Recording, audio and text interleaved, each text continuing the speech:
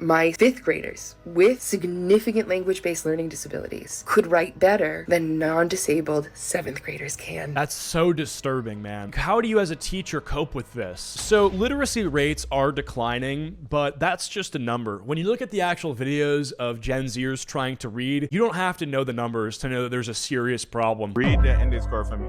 She wore a suit, clothes that were...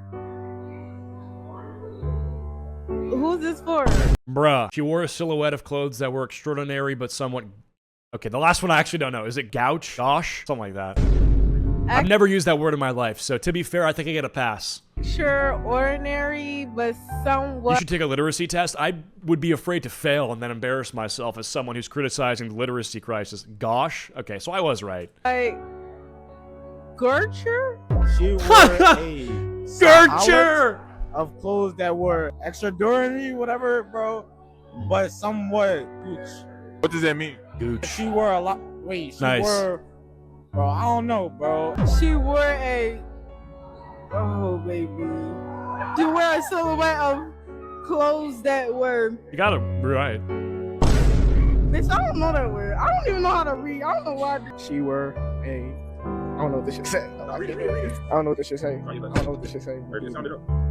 She Bro. wore a silhouette of clothes that were extraordinary but somewhat gauche. That's the sentence that's giving these kids a hard time. I want you to imagine handing a 15-year-old a 300-page novel. Think of books like The Hunger Games or 1984 by George Orwell. Now, for avid readers, these books are light work. But if you gave this type of book to most 15-year-olds or high schoolers nowadays, not for homework, not because it's required, just for fun, for a lot of teenagers today, that would be as boring as telling them to sit down and watch paint dry. Actually, So the issue, I think, has to do with a few things. I can't be the one to solve the literacy crisis, but I will say one thing I've noticed is that nobody reads for fun anymore. Nobody cracks open a book in their free time and uses their literacy skills to their own benefit and enjoyment to imagine a fantastical story or read a work of fiction for their own enjoyment and pleasure. Nobody does that. Like, everyone who does that gets accused of being performative now, which just shows you that no one's actually doing it for their own fun. Can you imagine watching someone play video games like on their computer and then calling them performative because no one actually plays games for fun? Like, that would be ridiculous. So I don't think that the majority of people read for fun now. Obviously, my chat's saying they do. You guys probably do. I'm talking about the average Gen Zer. Their fun and their free time comes from scrolling on Instagram, maybe hanging out with friends, playing video games, and doing anything but reading, which is like, that's not the worst thing in the world, but I do think it is a contributor to the literacy crisis. I also do think that general education quality was severely impacted by COVID, and I also think that it's harder to teach Gen Zers now than it was a decade ago, simply because the fact of modern distractions has become way more potent. Like, it is a much more inescapable part of modern life. So these kids are just harder to teach. I think some of them might prefer to watch paint dry because at least they don't have to engage their brain. And here's the scary part. This isn't just about kids reading fewer books. It's about an entire generation struggling to read, think critically, comprehend, and even being able to focus long enough to process complex ideas. I agree. These kids can't read. They can't decode. They have no vocabulary, no background knowledge. I've never seen anything like it. For context, for 8 years, I taught a self-contained program for significant language-based learning disabilities. Like, it was the most restrictive environment. It was the step before being sent to a specialized school. Wow. And my fifth graders with significant language-based learning disabilities could write better than non-disabled seventh graders can now. That's so disturbing, man. How do you as a teacher cope with this? Because you're not doing what you signed up to do. If you're literally saying from a teacher, if you're hearing from a teacher that seventh graders now are harder to teach than disabled, like fifth graders, that's just not good at all. No shit, but wow. Do you know how insane that is for regular students to be worse than disabled students in the past? That is genuinely terrifying. And those are seventh graders. So in less than a decade, they're gonna be adults and they're gonna be expected to be functioning members of society. Right. They can't write a sentence. They don't know what state they live in. They don't know what region of the country they're in. They have no background knowledge. Most of them I don't know how to solve this problem, so sometimes I just gotta laugh, laugh at the world burning. I don't know how to fix this. I think you can tell that the literacy crisis is really bad because of also the verbal fluency of Gen Z and Gen Alpha. I noticed that a lot of the vocabulary of my peers is extremely limited. Now, my personal friends are all very smart and very competent, but in general, I think strangers that I run into who are Gen Z, maybe Gen Alpha, aren't the most verbally capable. A lot of their vocabulary is just slang and brain rot. And I think the problem is that they aren't compelled to change that because the modern world doesn't require them to. If they can get by communicating with each other just using slang and brain rot, then why would they have to change, Especially if there's no stigma around it and it's completely normalized. I think the literacy crisis is made worse by the fact that people are totally okay and functional using shit and using words that don't make any sense and don't actually further their own critical thinking and ability to express their thoughts and emotions. The English language, in my opinion, is the most superior language because there is a word for literally everything. The English language is far more illustrative than maybe Spanish or Italian because you can use multiple verbs for different actions, which doesn't really make sense, right? Running and sprinting are different, but in Spanish, I feel like the word run is just an all-encompassing word for things that are similar to running. Like a jog, a sprint, and a run are all probably under the same verb. Whereas in English, you have to sprint, to jog, to run, to hustle. Like there's so many different verbs for the micro, differences that make an action different. And so I think that with reading, you have to read in order to be able to use the English language to its best capacity, because just learning a word versus seeing the word used throughout normal sentences and dialogue, they're completely different. Like I can learn a new word every day, but my ability to use it will just be determined on how familiar it is to me. And if I only see it once, it's not very familiar. But if I'm reading a book and they use this word and it's brought up in sentences and in dialogue, it will familiarize myself with it to the extent where I'm more likely to use it. Don't know who the president is. They're coming to school with no background knowledge. They have very low skills. And yes, part of my job is to help them find those skills. And as a special education teacher, I'm obviously going to be working with students who require specialized instruction, but I'm not talking about specifically my students. I'm talking about students in the grade, period. They can't take notes. They can't even attend to a video. They can't even attend to a 3-minute video clip. I can play it, I can tell them what it's going to be about, I can summarize what the video did, and not a single one can tell me what the video was about. And not to be the bearer of bad news, if current trends continue, the consequences are going to be a lot bigger than just bad grades. We might be headed towards an illiterate society. People love saying kids these days don't read. Reading is the key to success. It's really funny. I remember watching Facebook users and boomers saying that emojis are reverting us to hieroglyphics like ancient societies and we're regressing because we're using pictures to communicate instead of words. And I thought it was a schizophrenic thing, but I actually have come full circle to where I agree with it. Actually, it depends on what you're talking about. For example, German has words like Schadenfreude that we have no equivalent for. Other languages have more words for things we don't have words for and vice versa. That's why I love language so much. I want to learn many languages for that reason. Right. However, I would say English probably has the most, though. What you're saying is that German has words that we don't have. Yes, I would say that we have more words that other languages don't, that allow for us to be more accurate and precise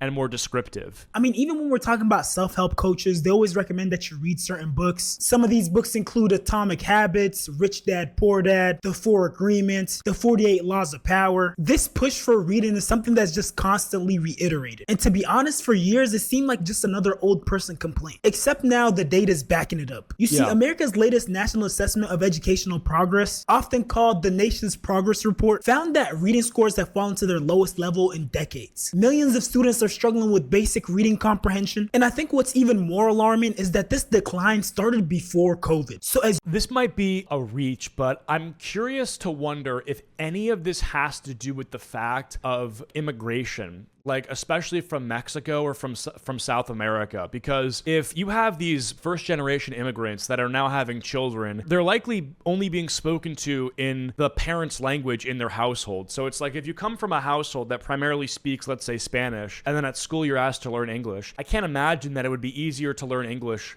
like it would be like an easy to learn English, period. It would probably be very challenging. And because immigration has obviously increased, I wonder if that has something to do with the declining literacy, because literacy is measuring it in English. You can imagine the pandemic made it that much worse. The concept of reading for pleasure has completely collapsed. Survey data found that daily reading for pleasure has been on the steady decline over the past 2 decades. Researchers found marked declines in the proportion of individuals reading for pleasure daily in the US, with decreases of 3% per year. There were disparities across population groups, with widening gaps for those of Black versus white race, with lower educational levels and less annual income. So yeah, that might explain why we have people who look like they're well into adulthood struggling to read like this. My immigrant parents did their best to learn English, but it didn't impact my mom or my dad's ability to speak English. Oh, your grandparents. Well, that's true, but let's be honest, like our society now definitely caters more to people who don't want to assimilate and learn English. And I think that probably is contributing to the literacy crisis. Like if you come here and then you don't want to speak English at all, and the society is like, well, okay, fine, like we'll allow for multiple languages to like be accommodated for in like the service industry, in like, you know, law enforcement, like all these sorts of ways you're being accommodated for create disincentives to learn English. You can complain about the literacy crisis, but I think part of fixing it would be to demand English fluency and not accommodate to a lack of it. Read the index card. Hold on, bro. Do you even know what this shit say? Her unwavering dedication became the epitome of perseverance and integrity. And the varying dedication became the epitome of perseverance and the gradual determination The gradual deterioration of the infrastructure requires substantial rehabilitation efforts. of the infatuated required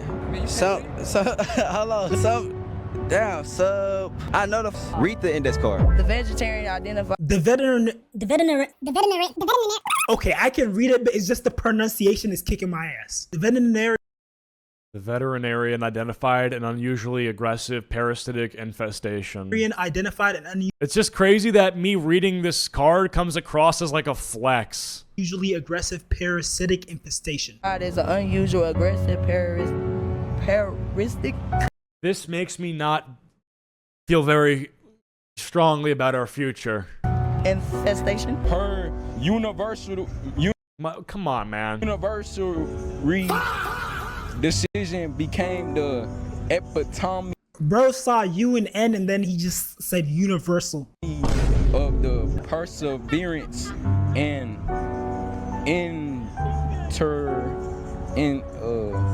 Yeah, I don't feel too good about this, man. I don't know what to say about this. Not to be racist, but it used to be a bonus to speak Spanish to get a job, not a requirement. Well, I think it still is for the most part, but a lot of jobs will definitely prioritize those who are bilingual, which is, I don't know. I mean, it's like, it is a skill, so it makes sense that you'd be prioritized and rewarded for having a skill, but now it just kind of seems like a necessary skill, which I don't think is, you know, super fair. I don't know. At this point in the video, I feel like, what do I even say? Like, this is just sad, and I'm curious. I mean, there is a racial aspect to this. Like, everyone who we've seen so far has been black. I wonder how it's affecting white kids. Is it this bad? I don't know. The Emancipation Proclamation. Does he just do this? He just reacts to them reading the cards? I'm not being funny. I'm being dead serious. It doesn't exist. Yeah. Ah, man. Well, this is tough. All right, we're getting to the bottom of this. How to fix the literacy crisis. Fixing the literacy crisis requires adopting the science of reading, implementing systematic phonics instruction, and improving teacher training. Teach phonics explicitly. Stop using guessing strategies like the 3-cueing system, and instead teach each letter sound combinations directly. Cover core skills. Focus on phonemic awareness, phonics fluency, vocabulary, and comprehension. Screen early. Test children for early reading problems so they can get help before the end of 3rd grade. White rednecks in the sticks aren't reading either, lol. It's just a cultural thing. Okay, yeah, I mean, that's definitely true. Provide resources. Send reading coaches to struggling schools and reduce large class sizes. Support at home. Encourage families to read together daily and expand access to public books and libraries. Yeah, I mean, this definitely is like made worse by the iPad kid generation. Like, there are, if they were not on the iPad so much, they might just be reading a bit more.